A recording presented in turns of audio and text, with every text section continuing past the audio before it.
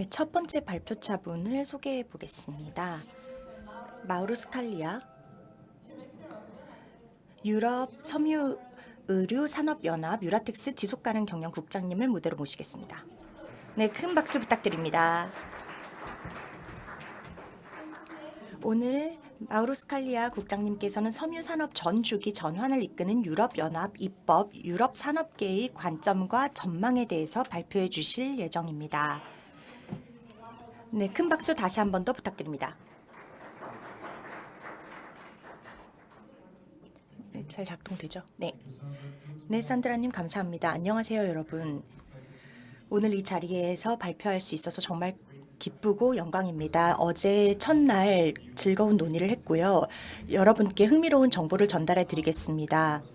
제 발표 이후에 제가 발표한 주제에 대해서 관심이 더 있으시면 언제든지 연락 주시기 바랍니다. 작동 잘 되고 있죠? 네, 제 포인터가 작동이 안 되네요. 네. 네, 유라텍스 섬유의료산업연합은 무엇인가?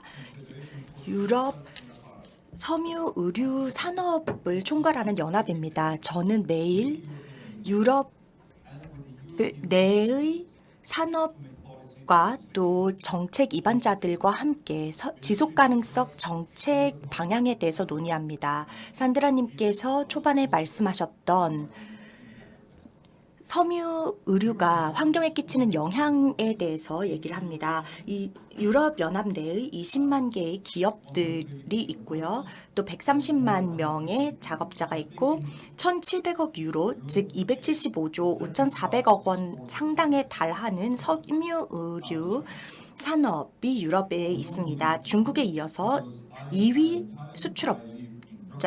수출 업계이고요. 그리고 여기 이탈리아도 그렇고 여러 다양한 국가들의 그 기관들이 있습니다. 휴고보스와 같은 브랜드 익숙하실 겁니다.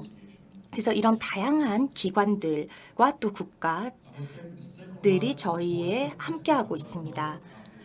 그리고 제가 말씀드렸다시피 중국에 이어서 저희가 2위 수출에서는 2위인데요. 여기에 보시면은 유럽 내 수출, 그러니까 프랑스, 이탈리아 사이의 수출도 포함하고 있습니다. 그래서 800억 정도가 되고요. 또 한국에 대한 수출도 포함되어 있습니다.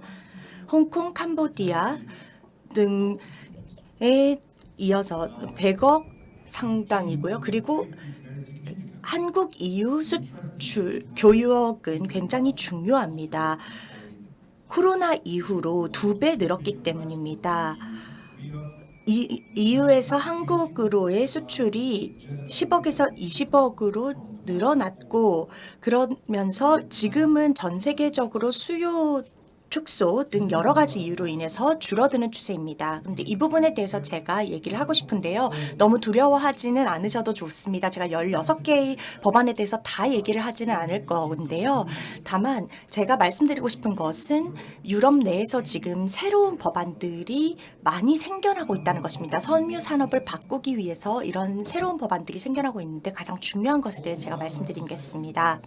제가 또 말씀드리고 싶은 것은 지금 브뤼셀에서는 아주 흥미로운 시기입니다. 지속 가능성이 굉장히 중요한 주제이지만 경쟁력이 또 하나의 중요한 최우선 과제입니다. 우슬라 님께서 작년부터 지금 임기를 시작하시면서 우리가 지속 가능성이라는 목표를 달성하면서도 수익성을 놓치지 않으려고 합니다. 왜냐하면 지금은 비즈니스들이 에너지 가격과 지정학적인 불안정성, 수요 변화, 여러 구조적인 문제로 인해서 어려움을 겪고 있기 때문에 이 많은 문제들을 한꺼번에 해결해야 합니다. 지속 가능성이라는 목표를 달성하기 위해서는요. 그렇기 때문에 저희 협회장님께서는 우리가 모두를 위해서 공평한 경쟁의 장을 마련하고 모두가 다 살아남을 수 있도록 도와야 한다고 하십니다. 그래서 여기 에코 디자인 규정에 대해서 제가 말씀을 드리고 싶습니다. 들어보신 분들도 있으실 겁니다. 이게 작년 7월부터 발효되었습니다. 그래서 여러분들이 대비를 하셔야 됩니다. 여러분들이 이건 단거리 경주가 아니라 마라톤이라고 생각하셔야 됩니다. 작년 7월에 발효가 됐지만 아직 뭔가가 생겨나진 않았고요. 다만 향후 수년간 변화가 일어날 것이기 때문에 제가 마라톤이라고 말씀을 드리는 것이고 장기적인 변화에 대비하셔야 합니다. 그래서 이 법안에서 어떤 일이 발생할 것이냐. 여러분들이 보는 브랜드들이 판매하지 않고 폐기하는 의류에 대해서 보고해야 하는 의무가 생겨납니다. 그게 향후 수개월 내에 생겨나는 의무이고요. 이는 과잉 생산이라고 하는 문제를 해결할 수 있게 될 것입니다. 최가 생산, 불필요한 생산이라고 하는 문제를 해결하게 될 것이고요. 유럽, 한국, 중국 어떤 브랜드든 EU 내에서 의류를 판매하고자 한다면은 이런 요건을 충족해야 합니다. 이건 굉장히 혁신적이고 획기적입니다. 왜냐하면 지금 현재 유럽 내에서는 유독성 물질이 포함된 의류는 판매할 수 없습니다.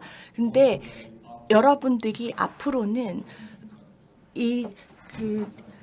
세탁을 2번을 거쳐도 이 유독성 물질들이나 유해성 물질들이 사라지지 않는다면 그런 물건들은 다 절대로 생산할 수도 없고 판매할 수도 없습니다. 규정이 더 강화될 것이고요. 그리고 2026년 정도부터 이게 실효성이 발휘될 것이기 때문에 많이 공부를 하셔야 됩니다. 그리고 평가도 하셔야 됩니다. 법을 새로 만들기 전에 유럽과 전 세계 시장에 이게 어떤 영향을 미칠지 정책 기반자들도 많은 연구를 했습니다. 이런 식으로 규정을 만들고 법제화를 하는데요. 보시면은 많은 연구를 수행합니다.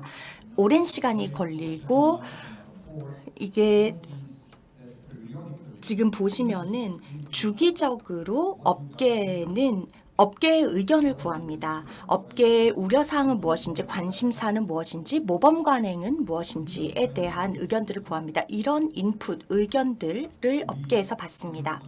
예를 들어서 실질적인 물리적인 내구성에 대한 질문을 합니다. 그래서 저희는 더 오래가는 제품을 원합니다. 의류가 한 2, 3년 아니면 두세 번 사용되고 나서 분해되지 않기를 원하고 또 너무 저품질 섬유를 사용하지 않기를 원합니다. 또 재사용성을 강조를 하게 됩니다. 또한 재활용된 콘텐츠, 내용물을 얼마나 사용하느냐도 중요합니다. 왜냐하면 우리는 탄소 발자국을 줄이고 싶기 때문에 한번 사용했던 원료나 제품을 다시 재활용하는 것이 중요합니다. 그래서 이전에 사용했던 제품을 활용해서 새로운 제품을 만들어내야 되고요. 또 이미 규제되고 있는 화학 물질들에 대한 규정을 더 강화해 나가고 데이터 수집도 강화해 나가야 됩니다. 디지털 제품 여권 DPP가 지금 현재 가장 이야기가 많이 되는 주제인데요. 근데 제가 한국에서 배터리, 섬유 등 여러 다양한 산업에서 이 이야기를 많이 들었습니다. 그래서 많이 놀랐어요. 그래서 제가 조금 강조하고 싶은 부분은 이 DPP의 중요한 조건입니다. 브랜드들은 자신의 가치 사슬에서 발생하는 정보를 다 공개해야 합니다.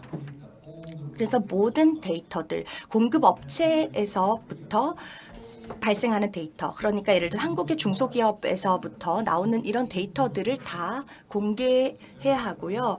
그래서 이게 우리가 같은 소프트웨어를 사용해서 정보를 공유할 수 있기 때문에 상호 운용성이 강화될 것입니다.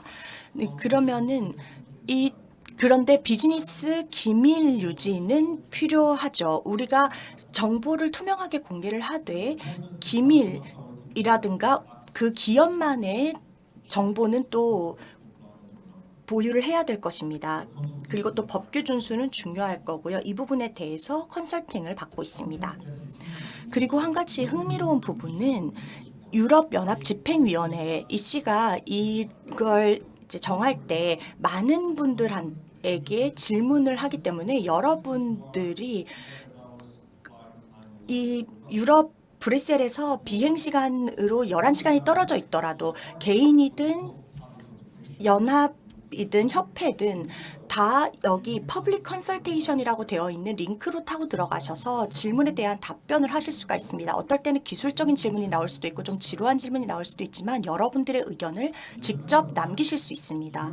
그리고 또 유라텍스 저희 기관은 코포티와 같이 협력을 합니다. 바로 한국의 그 섬유산업연합회죠. 섬3년과 같이 몇 년간 협력을 해왔고 양해각서를 2009년에 체결했습니다. 한국어로 여기 아래에 적혀 있는데 저보다 더 잘 이해하시겠죠. 근데 2009년에 저희가 섬산연과 같이 MOU를 체결했고 앞으로 더 많은 협력을 해 나갈 것입니다. DPP뿐만 아니라 다양한 주제에 대해서요. 그리고 또 제품 정보. 어제 저희가 탄소 발자국에 대해서 많은 이야기를 들었습니다. 이게 굉장히 까다로운 주제입니다.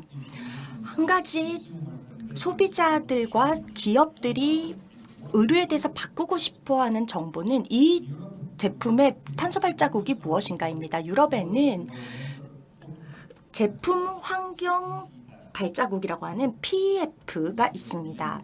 여기 좌측 하단에 보시면은 링크가 있는데요. 이 링크를 타고 들어가시면은 모든 정보가 나와 있습니다. 저희가 이 5년에 걸쳐서 이 정보를 구축했습니다. 한국에는 빨리빨리라는 표현이 있죠. 근데 저희는 빨리빨리 하지 못했어요. 전혀 그렇지 못했습니다. 시간이 굉장히 오래 걸렸어요. 그리고 또 그 저희 회원국들 중에 프랑스는 유사한 방법을 활용했습니다. 그래서 향후 2년 내에 이 방법을 입증을 하게 될 텐데요. 프랑스의 경험과 같이 맞춰 나갈 거고 그렇게 해서 하나의 방법론으로 통합해서 의류의 발자국을 추적하게 될 것입니다. 이게 굉장히 중요합니다. 왜냐하면 한 가지 방법을 사용한다면 소비자는 어떤 제품이든 비교를 할 수 있고 더 기업이나 브랜드에 대한 신뢰성이 높아질 것입니다. 생산에 대해서도 더 나은 지수를 가지게 될 것이고요. 그냥 어떻게 생산되는지 모르고 무감각하게 소비하지 않을 것입니다. 그리고 또 독일에서 아디다스에 대해서 4월에 독일 법원이 아디다스의 기후나 지속 가능성에 대한 주장에 대해서 반대되는 판결을 내렸습니다. 근데 한 가지의 방법을 사용한다면은 소비자들의 삶도 더 단순해질 뿐만 아니라 기업들에게도 도움이 될 것입니다. 그럼 이제 폐기물에 대해서 얘기를 해보겠습니다. 유럽은 700에서 750만 톤의 섬유 폐기물이 매년 생산이 됩니다. 그렇게 된다면은 거의 이게 9천만 톤의 에 육박하게 되겠죠. 10년 정도가 지나면은요. 그래서 폐기물 프레임워크 지침이라는 것이 10월에 새롭게 입법이 될 것인데요. EPR이 무엇인가? 그럼 브랜드들이 의류마다 조금씩 더 센트를 내야 됩니다. 그래서 재활용에 더 많은 비용이 든다면은 그 비용을 생산자가 더 부담하도록 하는 겁니다. EPR 생산자 책임 재활용 제도죠. 그래서 2026년부터는 이렇게 생산자들에게서 더 많은 수수료를 받아서요. 이 자금을 제공해서 매년 발생하는 700만 톤의 폐기물을 해결하기 위해서 노력할 것입니다.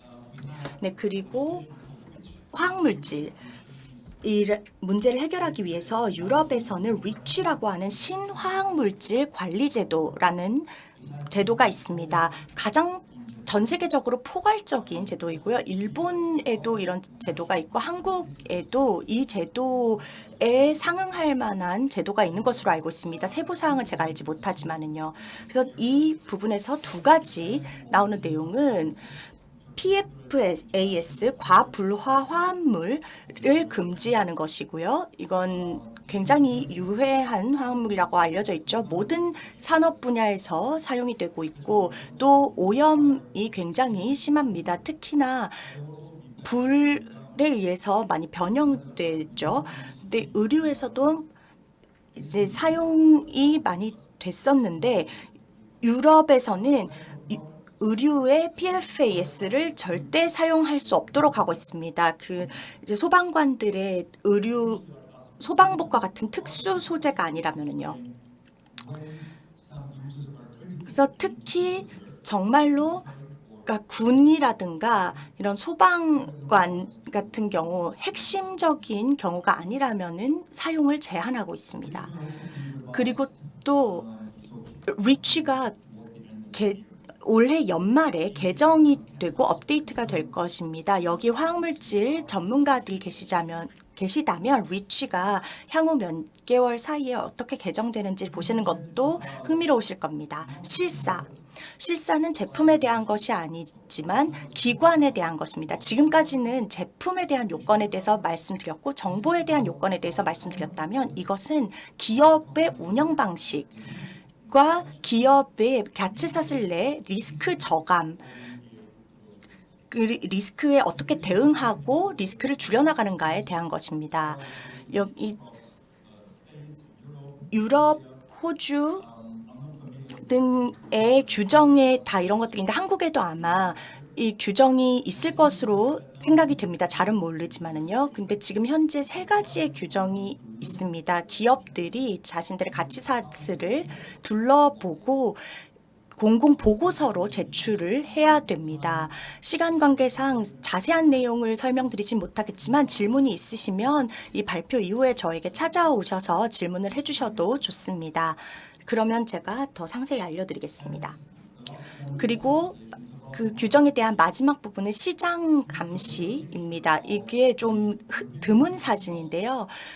EC 유럽연합 집행위원회 회장님께서 말씀하신 내용입니다. 이 규정을 준수하지 않는 브랜드들에 대한 경고를 하셨어요. 그 중국의 기업들을 겨냥해서 말씀을 하셨는데 제가 이 사진을 보여드린 이유는 보통은 한 기업을 겨냥해서 이야기하는 경우는 없기 때문입니다. 그런데 이게 어떤 한 기업을 낙인 찍기 위해서가 아니라요. 여기서 전하고 싶은 메시지는 시장 감시를 강화하는 것이 앞으로 중점이 되어갈 것이라는 점 때문입니다. 모든 기업들이 준수해야 하는 규정이라는 거고요. 이를 위한 새로운 전략들이 필요할 겁니다. 네. 입법에 대해서 그러니까 법안에 대해서 말씀을 드렸고요. 16개 법안이 새롭게 생겨날 거라고 말씀을 드렸는데 너무 혼란스러우실 수도 있을 것 같아요. 너무 내용이 많기 때문에 제가 마무리하기 전에 마지막으로 2가지의 그 특별한 이니셔티브에 대해서 말씀드리고 싶습니다.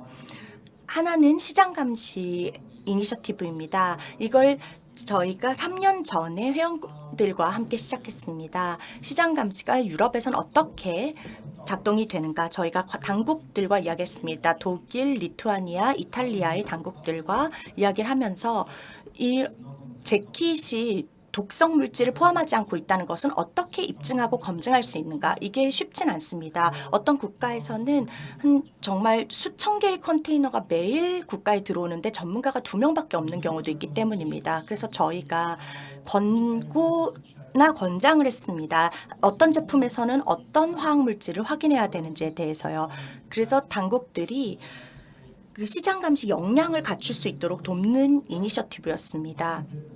그 기업들이 법규 준수를 할 수 있도록 해야 됐고 법규 준수를 하지 않는 기업들 같은 경우는 제대로 된 처벌을 받을 수 있도록 하는 것이 목적이었습니다. 그리고 또 다른 이니셔티브는 리허브입니다. 이거 굉장히 흥미로울 것 같은데요. 이 이니셔티브는 저희가 5년 전에 런칭을 했습니다. 그리고 맥킨지 컨설팅 회사와 올해 4월에 보고서를 제출했습니다. 그 프랑스의 공휴일이죠. 7월 14일에 업데이트가 됐는데 이게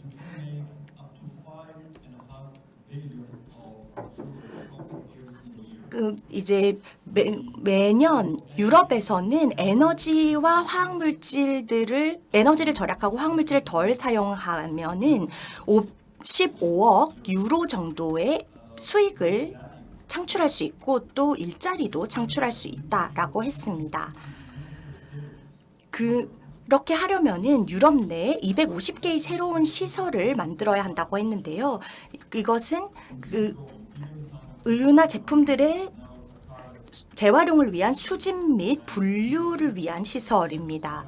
그래서 화학물질 관련해서도 그렇고 이게 이제 한국 기업과 여러 다양한 기업들에 열려 있습니다. 이게 제가 전달하고 싶은 마지막 메시지입니다. 이제 이 두 문장으로 마무리를 하고 싶습니다. 섬유에 대한 모든 것들이 변하고 있습니다. 그리고 굉장히 복잡하기 때문에 우리가 함께 협력해야 합니다. 우리는 혼자서는 이 변화에 적응할 수 없습니다. 네, 다들 동의하실 것 같습니다. 감사합니다. 네, 또 얘기하시죠.